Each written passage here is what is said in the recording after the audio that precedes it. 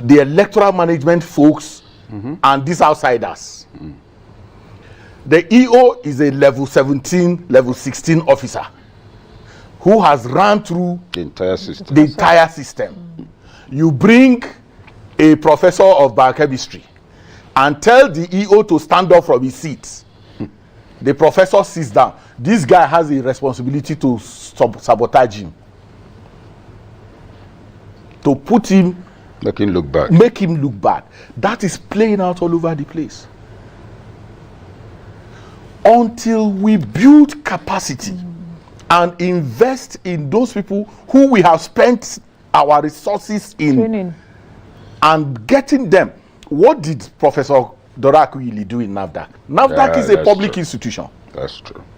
that was collecting bribes from drug dealers all over the place. When she got in there, what was the magic? It was simply the force of personal example. Sacked her own PA. That's the first thing. And the PA is a relation. So everybody said, wow. So she can sack her relation and then send people for training. Not in Nigeria. There were batch training of staff. Increased their as remuneration. Yes.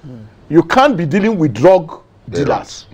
And then your salary is peanuts. So she improved staff welfare in a way that put them, and there was confidence within NAFDAC. Today, our leadership recruitment process as a country is hinged on that institution. And we are not taking pains to deal with those people. So we outsource it, and then it has become a permanent thing. Nobody can touch it. Don't touch it. If you say, why can't we review this whole thing? They say, okay, where do we go to? We can go to INEC staff. We can build their capacity to do this work and do it effectively. And allow people. There is a joke in somewhere in your state during the election. We were going somewhere. A professor who was himself a returning officer was going to his own duty post, and the police stopped him on the road. They held him. He was talking. He had no badge to show that he was on, and he was speaking English. I'm a professor of biotechnology, and then we came there and said, but Prof, the thing they are asking of is in this your Bag. This bag that you are holding. He didn't know. The point is, these people are not invested in this. Now, politicians have also known that one way or the other, you are going to fetch your returning officers from so and so. so and so. The vice chancellors have become targets as well. In Imo State election in 2019, from a particular university, returning officers were herded into government house straight. It took Prophet Mahmoud by 2 a.m. in the night to change those people who were in government house and brought people from a neighboring state. Because there were outcries about what is the optics of people who are coming to conduct election. And they are being housed by a contestant. Housed by a contestant. So we have come to a point where we have to deal with the issues. If we outsource the challenges and tiptoe over them as we are always doing, every problem we have, we throw money to it. And if we don't throw money to it, we tiptoe. We just tiptoe and then, find who to. The institutions can work. And then for Prof was talking about Electoral Offences Commission. I know we are hung on it. If election fails, Otumba, it is the failure of law enforcement. Simplicity. If any election fails, it is law enforcement that failed. The law, and you know it better than me, is there law about disturbing public space? Slapping somebody on election day? If you slap me on election day, I beg, tell me, you are the one who knows the law. What does it mean to slap somebody? Yes. The law is already there. There is no election slap. Yeah. So this whole hanging on electoral offenses gives excuses and puts a deodorant on the decay that we have in our law enforcement and calling them out. Yeah. And for them to deal with the situation the way they should deal with it. There is a general attitude that we have in the country that there is something about election. The police, the access, everybody thinks that is a money-making venture. People are already tuned to the fact that this time is a bazaar. Sorry, point of order is there is election slap. Okay. If I'm wearing party uniform, I slap you. Is election slap? I don't. the point But that a I'm slap making is is a that slap, actually. That's what you're making. That's why we don't need the commission. The person who has responsibility. If somebody goes to cut ballot paper and carries the box and is running, look at the architecture of election security that we have done. Somebody who is unarmed is in the polling unit. Unarmed is in the polling unit. Most times we have to have like 2 or more security agents. Then at the outer layer, you have somebody who is armed. At the other outer layer, you have somebody, the military.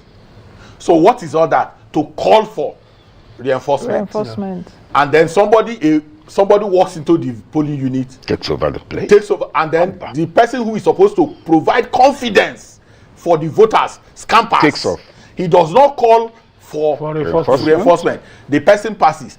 Now people have been arrested. We arrested people in Ekiti. We arrested people in Osun.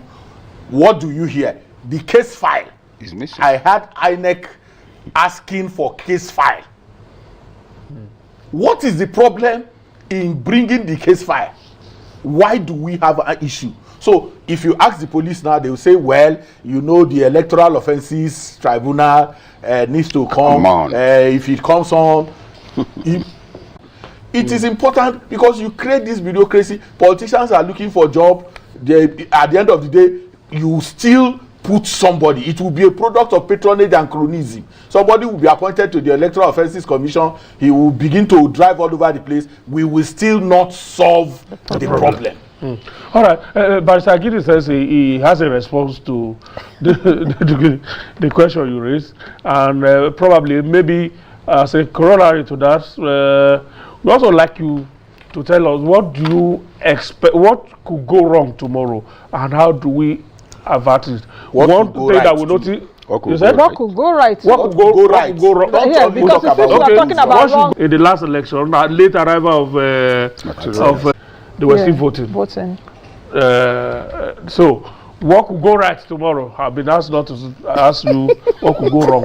What could go right tomorrow, or what should go right? Yeah, because we've been talking about what's been going wrong. And then your response, the response we have to Professor Ikechukwu. First and foremost, as to what will a few comments I want to make about what Prof and my brother Ezen were. I am interested in listening to the Prof indeed, particularly some of the way he put those things across. Very interesting.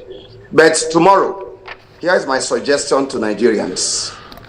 Anybody watching this program today, based on my own knowledge, little knowledge about the system, and I get the background of what happened in the last election, I want to recommend to every state, candidate and political parties, set up a statewide result viewing, and citizens, party agents, particularly citizens, at the end of the poll, they should take the image of the Form EC8A result as they did in the last whatever, but that's something new. Now, once you take that image, please send it to, for example, in data.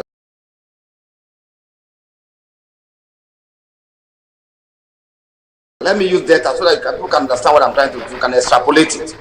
So in data, the parties contesting the election set up a WhatsApp a platform today that citizens, when they snap the image of the Form EC8A or the Form EC60E, remember that the result from Form EC8A supposed to be copied, enter into Form EC60E that we christen the peoples from EC8A, that should be pasted at the word there.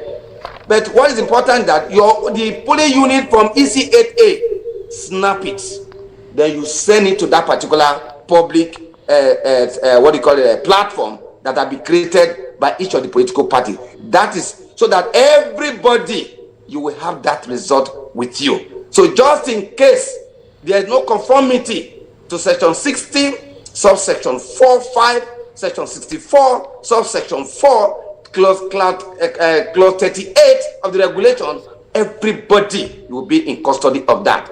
Now, away from that, that's what could go right tomorrow. Away from that, quickly, is that our value pyramid have collapsed in the country, which is what the prof talked about.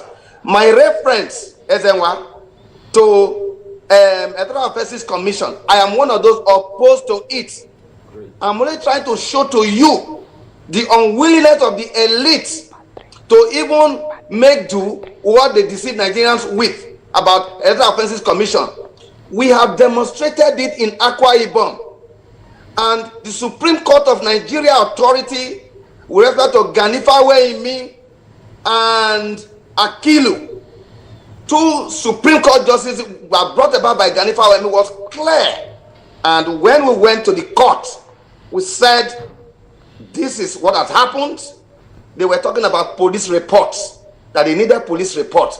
And we said that under the law, once a body has power to persecute, like INEC, inherent in that power is the power to make inquiry, to write its own report, to investigate. Therefore, you do not need a police report. That is the current state of the law. You do not need a police report. Supreme Court says so. And that's why we did what we did in Akwa Ibom. For me, I am not for that, because the moment you set up what you call Electoral Offences Commission, the problem with which part of the country will the chairman come from, where will the secretary come from, is another bureaucracy altogether. My submission at the 2017 Unamani committee, where I'm also a resource person, was that the criminal jurisdiction of all the courts in the state should be invoked without necessarily have to have a commission. However, if you look at the section relating to where such matters should be taken to, he said magistrate court, high court, and the high court, the federal capital territory. Tell me, Aruleba, which is the reason why the argument of those who are talking tribunal is very strong. It is that those who are used to rig election are from the state. What happened in Akwa Ibom is just an exception. It's because perhaps it's not affecting the interest of the people there. That's why it happened. Today in Nigeria, you cannot get a judgment. You cannot proceed with any matter that affects any state government in any state in Nigeria today. It is difficult. That is why the argument that, okay, let's not have a separate body, it became very necessary, so that you have one in South-South, you have one in each of the geopolitical zones in the country. That is why I made reference to that. Otherwise, that is not my position on ab initio and up to now. Now, I give you an example to show that Nigeria cannot be in autarky of best practice around the world. In 2013, I was a delegate to the Kenya election. On that day, on the 4th of March 2013, the manager of a senatorial candidate was found with envelope containing monies for vote buying. He was arrested immediately. While the election was ongoing, because the proof of evidence already there, that evidence already there, he was taken to court. While we're still in Kenya, the second day on Tuesday, he was convicted and was sentenced to 3 years imprisonment. That news was all over in Kenya. Look at what we are doing here today. We are deodorized, as Zema put it, corruption. Any society that accepts corruption as an article of faith will never make progress. This is where we are. All the reports about those who were arrested in Ekiti, even the last election where somebody was found with dollars. What has happened to that? Do you need further proof? We are not ready. When we are ready for the journey of a proper country, of a journey of a proper nation, we ourselves will know. We will know this is where we are. The problem we are having today is not because we don't have the technology as simple and basic as they are to deal with problems. We already have solution. The beavers, I must be very clear here, and that's the response I wanted to give to Prof. Prof, let me clarify clearly and unambiguously to the fact that we designed the beavers in both online and offline. Online and offline. just in case, wherever there is no network, not even there, right at the polling unit, if you don't have what you call a network, which you are talking about, you have to upload offline. That is why you find out that on that day, that presidential election day, whereas there was no problem with the other 2 elections with respect to the presidential, because of the level of sensitization, the level of education that we gave to Nigerian people, the presiding officer also had been trained for this purpose. We're all now asked by voters to say, you must upload offline. That was why by the time the system came on, all the results that were uploaded offline are now hitting the IREP. So where we are, Prof, politicians, I am not saying that because every day, why are we doing what it calls update of our app all the time? They are looking for a solution, but they are so busy with the old orders, and that is why I said they are going to have a dinosaur experience. Society make progress on the basis of reward and punishment. I am not aware of any country, I don't know of any country that we have to beg people to do the right thing. Governors, those who are in public office, are the greatest threat to our democracy. All of the governors who were found moving from one place to the other in the last election, they are going to repeat that today. The security order, I have seen it, fantastic, beautiful, but regrettably, you have a pony unit where you have a security men who are not armed, which we need to review. And the training, which is my last point on this, is that the training we always give to our pool officials, because there are boundaries of responsibility and accountability. No pool official is trained on how to disarm armed thugs. I told them, look, they could call you a coward. Don't worry, because it is the house of a coward that people normally gather to point at the tomb of yesterday's warrior. So when they come with their guns, don't do anything. What's required for you is to give a report about what has happened. So I want to urge Nigerians that tomorrow, go out there. The redness of the eyes cannot light a cigarette. No matter the pocket of threats we are hearing across the place, the redness of the eye cannot light a cigarette. And finally, I must say this here. Look, the broad outline of the 21st century is clear. It offers opportunity for people who can develop new ties that can bind them together and work, the cooperative capacity to work for common good. We don't have that. But we must have a society. We must have an electoral process that will be a heritage that will give not only to ourselves, but for future generations whose faces we are yet to see, whose name we may never know. All of whom should be able to say that in our own time, we gave to them something which is nothing but the heritage of hope. All right, Mike, because you are a lawyer, this is just for our own education here. What is the requirement for a candidate for contesting? That's on one hand. Then on the second hand, is there a requirement in the Electoral Act, for instance, that political parties must submit their membership register to INEC before election? Right. Thank you very much.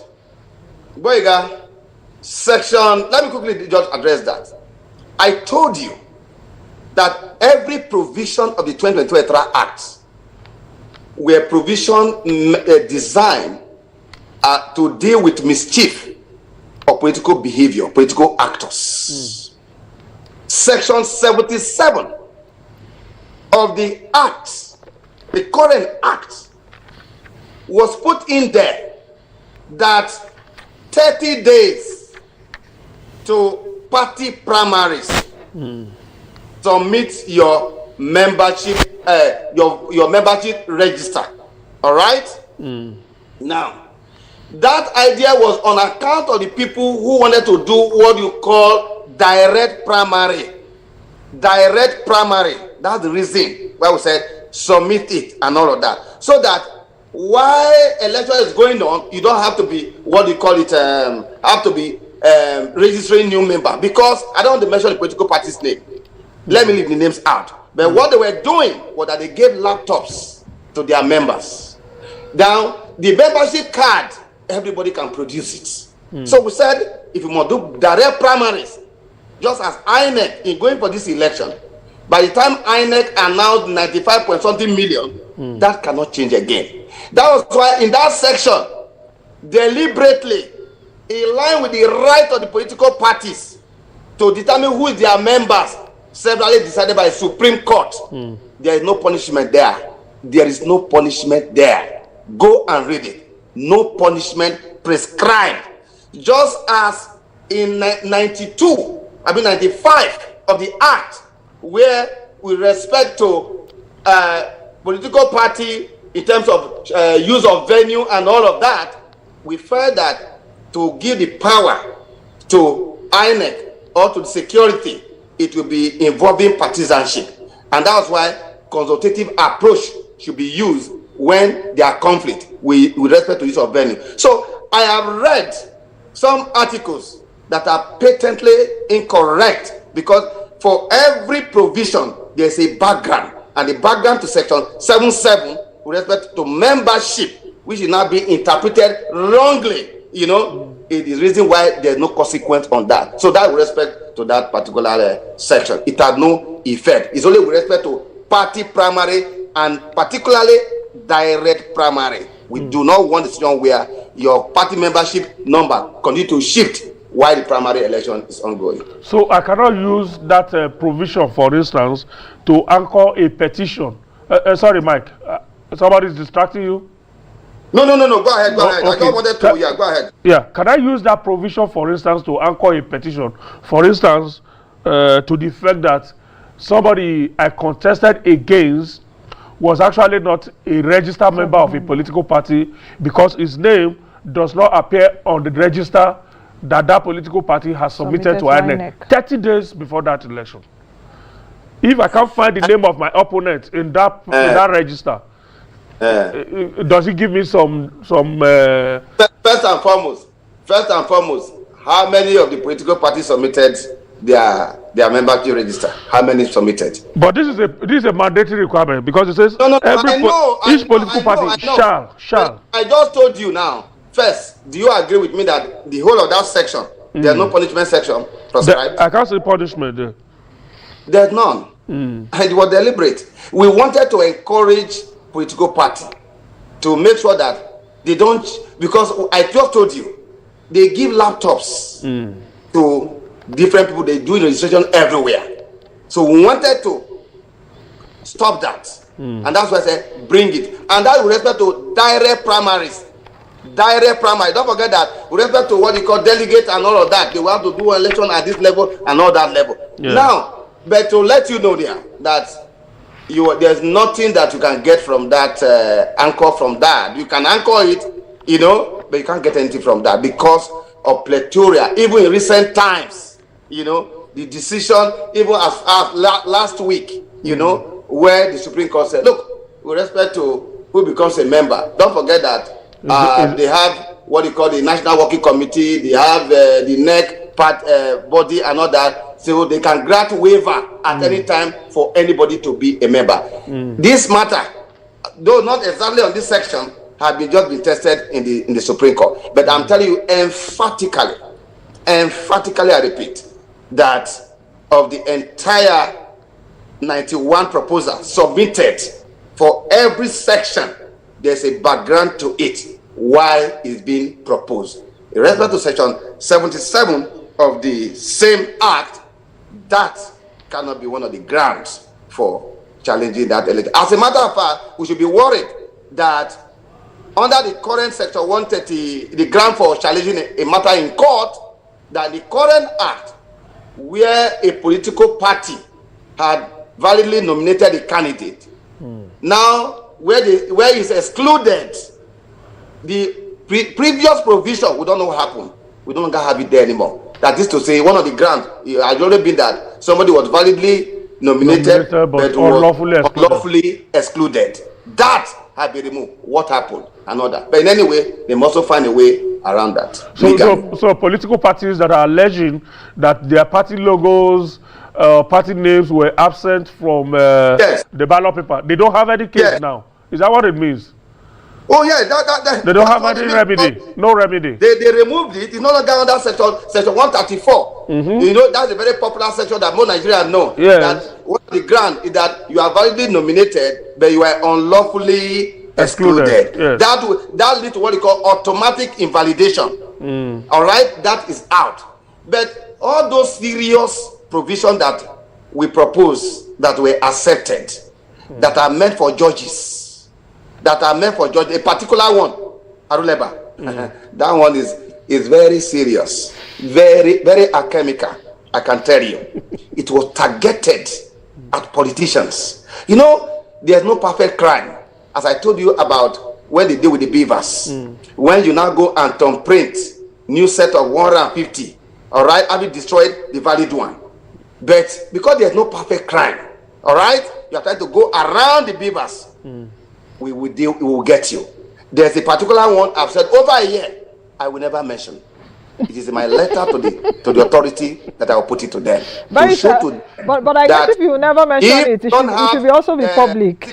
If you don't, look, a bird that does not have a strong score should not participate in the burial ceremony of a woodpecker's father. Should not participate in that That's burial. like the 10th proverb you'll be giving today. Okay. Okay, I didn't get that. A bird that doesn't have a thick score. A bird that does not have a strong score. Should not participate in the burial of a woodpecker. Of a woodpecker's father. Of a woodpecker's father. Yes. Because if the woodpecker decides to peck his head and he doesn't have a thick score, he's a gunner. He's a gunner. That must be a worry proverb. Okay, Barrister, thank you. Yes, I can hear you, Barrister. Yes, Mike, we can hear you. Just put the icing on the cake for us, yes. Okay. Thank you. He's done. Okay, I think hello, we can see him. I think it is audio that is gone. Oh no, I was saying that. Okay. I was saying that those who crave the honor of a king must not break the law of the land.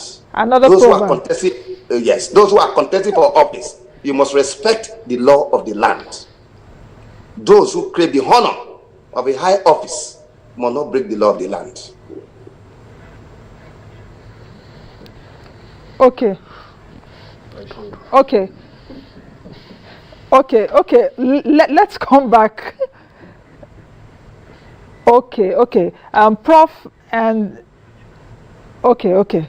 Sorry guys, because I'm being talked to in my ear, so but okay, would shortly go for a live event I think at the Albino Foundation, but when they are ready would get there. But let's get your reactions, and is it even reactions, because I think we've gotten enough reactions. Let's move to tomorrow, Saturday, the elections. What are we expecting? Are there some battleground states that you're taking a look at, and what other things do you have to say? Because since 6:30 we've been here, it seems as if we've really maybe your starting point should be we are conducting elections in 28 states. Yes, in 28 states. Only one woman is in the race to be governor. Yes. I have a woman here, and I expected that would have been her call. Unfortunately, it's me. He for she. And it's good here, he for she, Are you sure? Are you sure you still see Nancy as a woman? Because our profession don't even recognize me. It's all gentlemen of the press. And some of us are saying, I think we should change that soon, But everyone is gentlemen of the press. So only one woman in the race to be governor of a state. Well, that is not surprising. It's also good news if you look at our history. But is it good news? Let's situate it. Is it also good news that we're having just one woman come out? I understand where you're going to, because perhaps we've not seen that before. But if you take a look at even the last election, how many women? We've seen like a gradual decline at the National Assembly. Not many women are represented. Yes, I will still maintain it's good news. But I'll go further to say that the visibility of women is not the same thing as women representation. Political visibility does not translate into relevance. Come again, please. Yes. I want to understand that. You can be visible. Visibility does not translate into relevance. Let's suppose all four of us are ministers under the Buhari regime, and it happens that when I wish to see the president, Oligbenga can facilitate it. We are visible as ministers. He is relevant. Is relevant. So he is in power, I'm in office. You can have a place totally populated by men, but held by women who have their hairs properly screwed on. They rule. So I don't want us to drive this narrative that visibility is the same, whereas, while also making the point that visibility is important. But that is not the case here. No, I'm coming to that. Okay. Today, for instance, a few days ago, we had the International Women's Day, isn't it? We're still a Women's Month. Yes, the theme is, what do you call it? Digital. Yes. To expand opportunities for women, Innovation for the female gender in ICT. And it's been celebrated everywhere. And I ask the question, what does that hold for the Nigerian woman? I went to an event last week in connection with this. I was one of the speakers, and one of the ladies spoke of how, 10 years ago he wasn't good with ICT. Now there's inclusion, she can do more. And I asked, is that not the same for all the men? You get the point. You inherit, with all due respect, a culturally hollow theme. And you begin to drive it. We are looking for women inclusion in ICT, supposing they're all there, or they're all in the place. If this is a musical event going on, the dancers will be of the female gender, naked. If there's an event, a public event, I understand part of the entertainment will include young people of the opposite gender brought for everybody to pick. I'm here to hear women speak of the objectification and sexualization of women. So you see the celebration of themes, hollow themes by an elite women population that does not ask about impact, about values. Okay, suppose we have 50 ministers, women, 50 ministers, men. How does that affect the female population, rural? You go for a meeting, what they come is they wear uniforms, isn't it? Political parties, all of us are equal members. I dress very well like this, turn up for an event. A woman in my party who has the same status wears a uniform. And sometimes they have to dance. It's not in the national constitution, it's not in the party constitution, it's not in the manifesto. But you have Women's Day, women's whatever, and it doesn't occur to women that womanhood is not about some of the things that are being celebrated. So I thought I should make the point. Now I'm going to the question of one woman being the one that came out for governor. A patriarchal society like ours, with the cultural challenges. And if you think back, there was greater visibility of the opposite gender. Actually, I think they said there were more women, but yes, only one is in a political party that is visible. Precisely. But the point being made is that, you see, leveraged increase in numbers does not translate into meaningful impact. You have, under Jonathan, you have quite a lot of activity under women. Okonjo produced the Okonjo Iweala. Yes, and all of that. But the building, the international listing they are trying to build, they were trying to build, if you remember, under Mrs. Jonathan, I think near Federal Secretariat. Has it been built? The land is under dispute today. Turei's concert center, is it working? Etc. So these gestural engagements that create the illusion of women empowerment and relevance was turned upside down. Not to reduce their visibility, not to reduce their relevance, but to actually begin with things that impact the lives of real women. What are now your recommendations? My recommendations? Yes, some of the things you've said, I've actually also echoed it in a few places, like especially when this politics and campaign started. For me, the optics of getting women to be under the sun wearing uniforms, for us, and after 4 years you will not remember anymore. Can we really begin? And you are right, perhaps women elites, the female elites, what kind of conversations are we putting to the table that will change that kind of narrative? The first thing is to tell them that they are not Nigerian women, they are urban Nigerian women. That's number one. The second point is to tell them that with your education and exposure, you have duty and responsibility to your less exposed sisters. First, access them. Second, don't humiliate them by keeping them waiting for long, and then you come with your long and fancy clothing. Thirdly, find out what they need to do. Discuss motherhood with them. Take up issues that are rural, not what's going on in London and in Washington, D.C. Now, if that begins to happen, first, it's like you're an elder sister. You're the only graduate in the family. And you have other cousins and sisters. You don't come back and just give them lectures. You come back and even smile and go around, how are you? That reassures them that you have respect for them.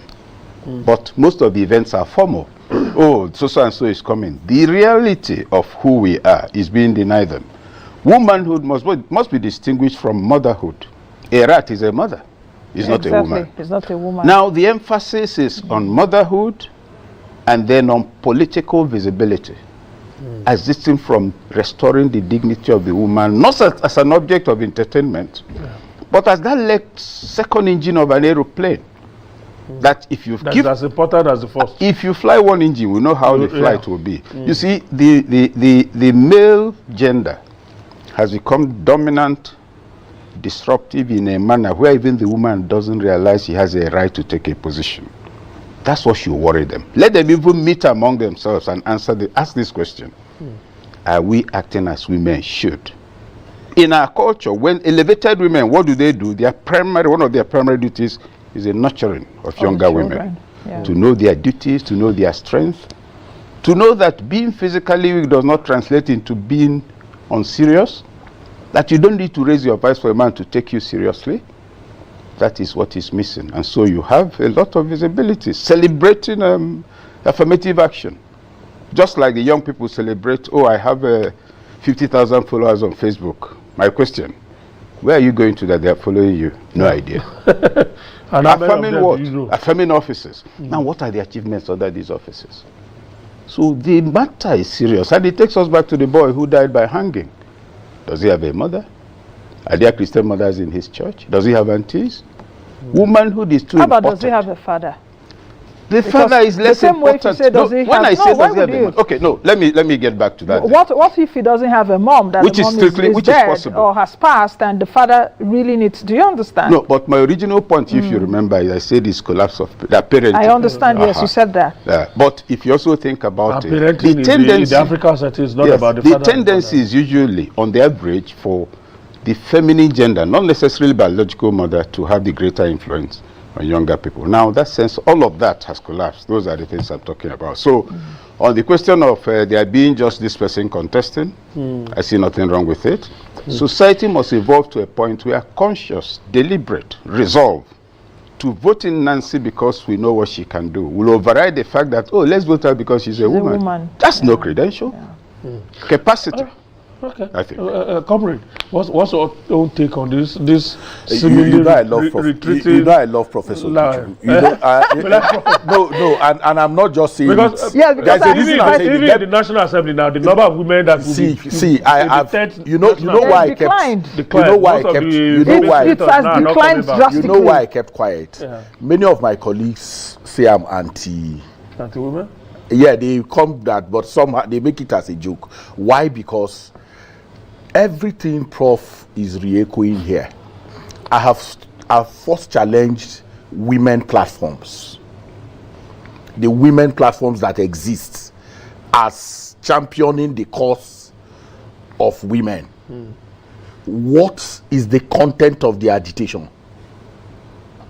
I take NCWS that has platform all over Nigeria. What does it do in the states?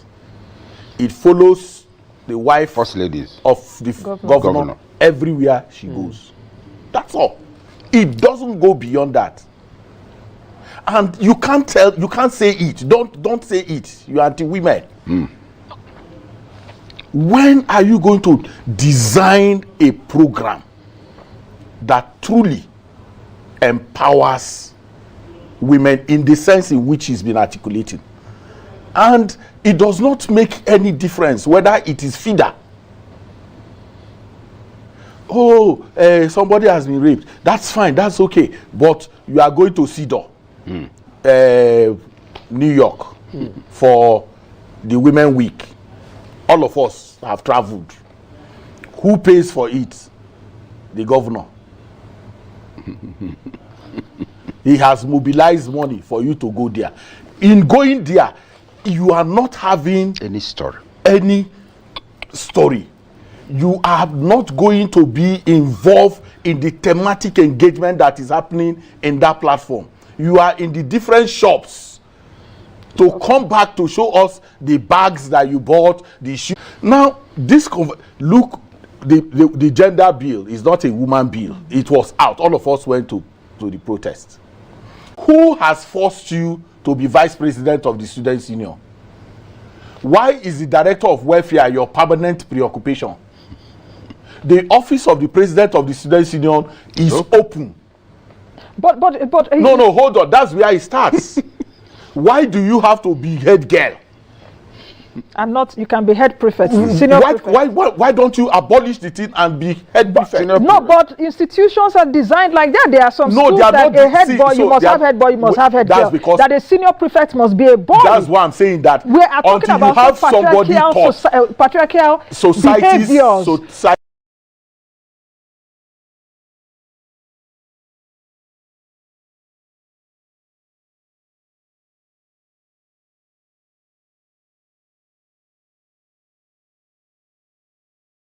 Why should the political meeting be put in the night, 1 a.m. when I should be with my son? I've talked him to the white person.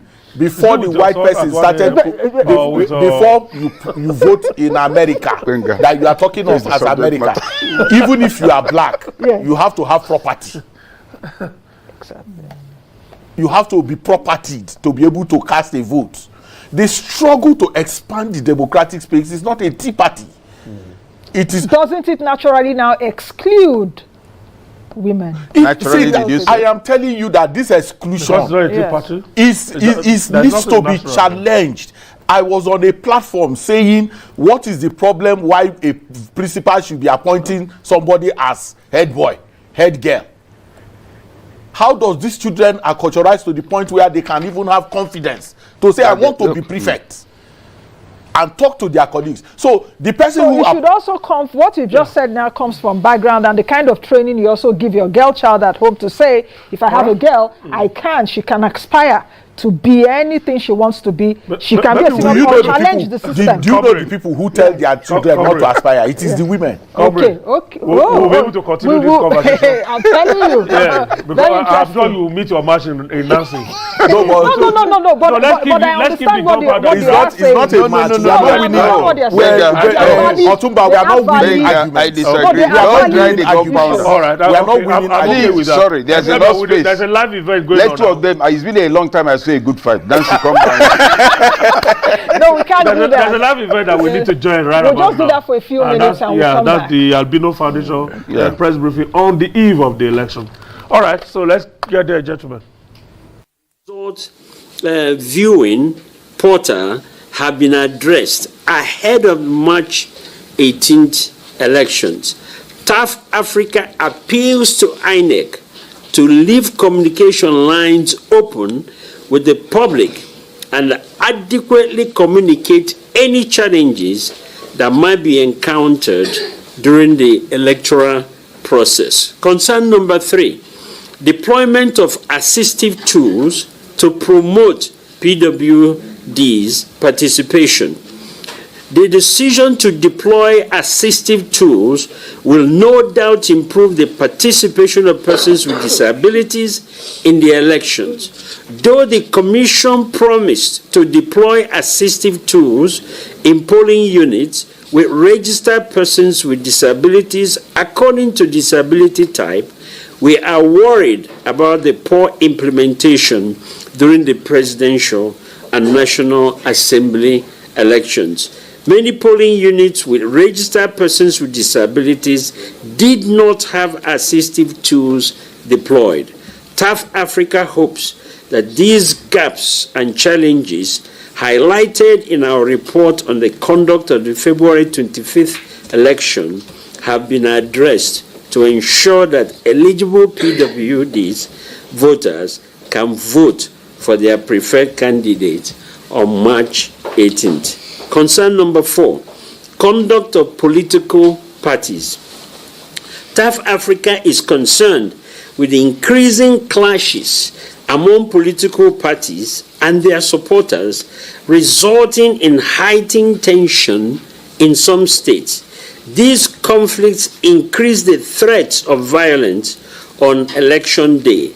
TAF Africa is worried about the disturbing reports of some polling units that are prone to violence. We appeal to political parties to speak to their supporters and allow for a peaceful election and avoid hitting the polity and making the polling units danger zones for persons with disabilities during the gubernatorial and state assembly elections. Concern number 5, deployment of security operatives. TAF Africa observers deployed in the polling registered persons with disabilities also tracked activities from the concluded presidential and National Assembly elections that could affect the peaceful conduct of the gubernatorial and state assembly elections. For instance, reports of physical violence during the past election were received from Atapa, Ohia Market Square, Obi local government in Benue State, and Lube Primary School in FCT. This is because some registered voters were denied ballot papers, which brought about a clash and subsequent violence. This heightened tension affected the participation of persons with disability in those polling units. We call on the security agencies to perform their responsibilities to the electorate by being present at the polls and ensuring the safety of everyone with competence, professionalism, and neutrality. This will increase voter turnout on election day. Now, about TAF Africa Election Day observation methodology and deployment plan.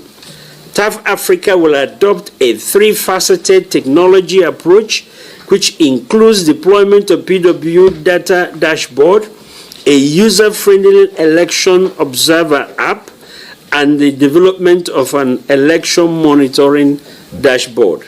The PW data dashboard is a user-friendly platform that provides data on all registered voters with disabilities across polling units nationwide. Disaggregated by type of disabilities. The PW dashboard will also provide data on all PW's candidates who are contesting at different levels nationwide.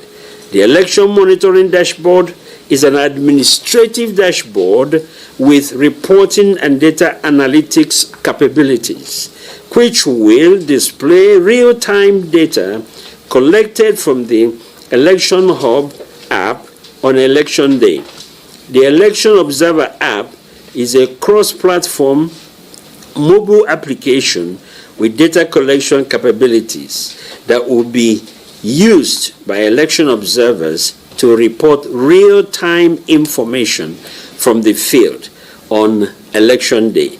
The app also has an eyewitness feature that enables the public to report incidences of the violation of the rights of persons with disabilities, even beyond the electoral cycle.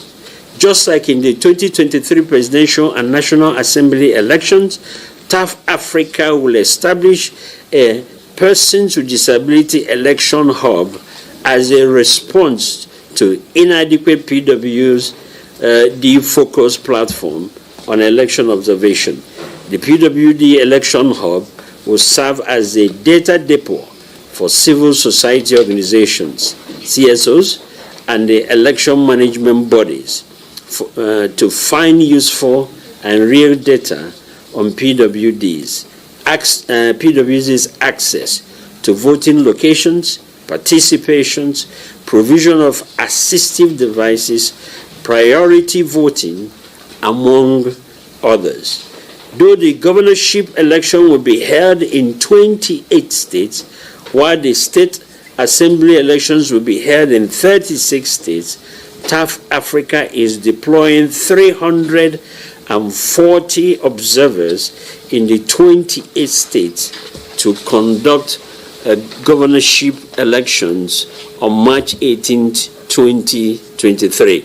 These observers will observe the conduct of the elections as it affects the participation of persons with disabilities and report to the Election Hub using the Election Observer app developed by TAF Africa.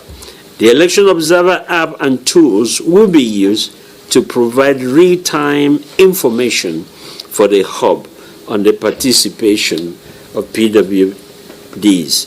The hub will also be set up for subsequent off-cycle election during the period of project intervention. On the recommendations of TAP Africa, I will now call another board member, Hajia Zainab Suleiman, to please continue. Thank you very much, Mr. Chairman.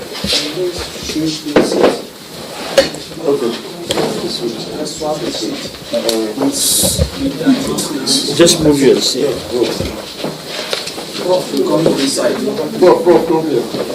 Sorry. Okay, sorry.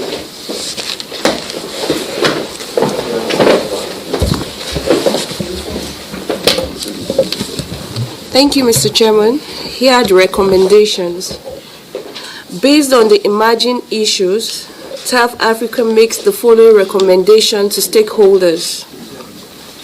The Independent National Electoral Commission should ensure proper coordination with security agencies to forestall incidences of violence and ensure the safety of voters and poll officials on election day.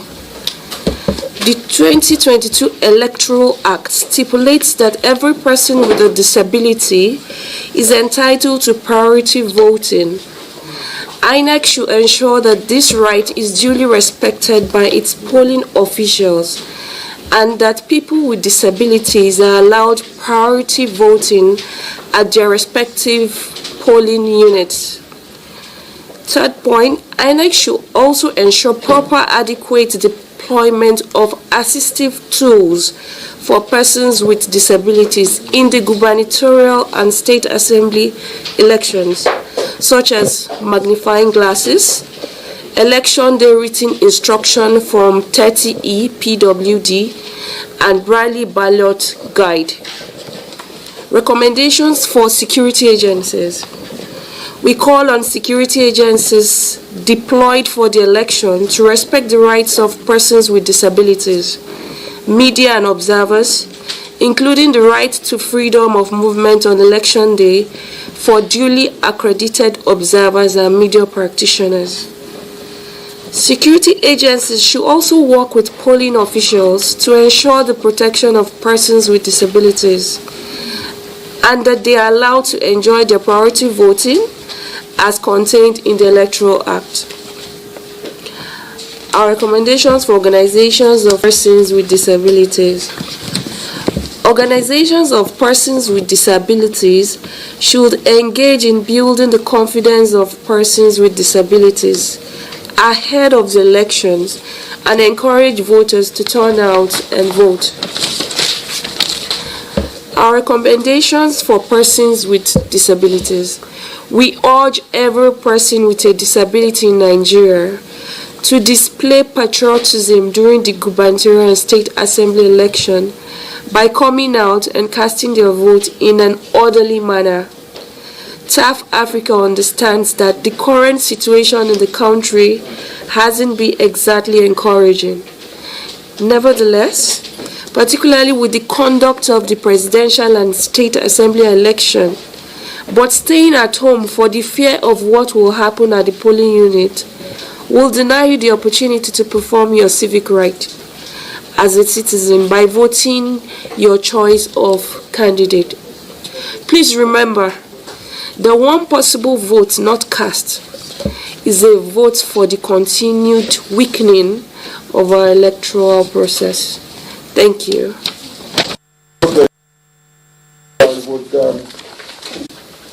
I would ask colleagues from the media, if you do have any question, this is the time to ask that question, and we will give you more information. But let me use this opportunity to emphasize the need for citizens to go to iOS store and Google Play store to download our app. We are deploying 346 observers, but yet the app can increase that number. We can have as much as 1 million observers if you download that app And with that app, you can actually call into our hub and tell us what is happening in the places where we don't have observers. So it's a citizen engagement that will give us the opportunity to know what is happening in the field, whether it's a matter or around disability or within the electoral environment. So with that said, if you do have a question, this is the time to ask, but we will have tomorrow, we will have a midday election from our field observers. Some of you will have the privilege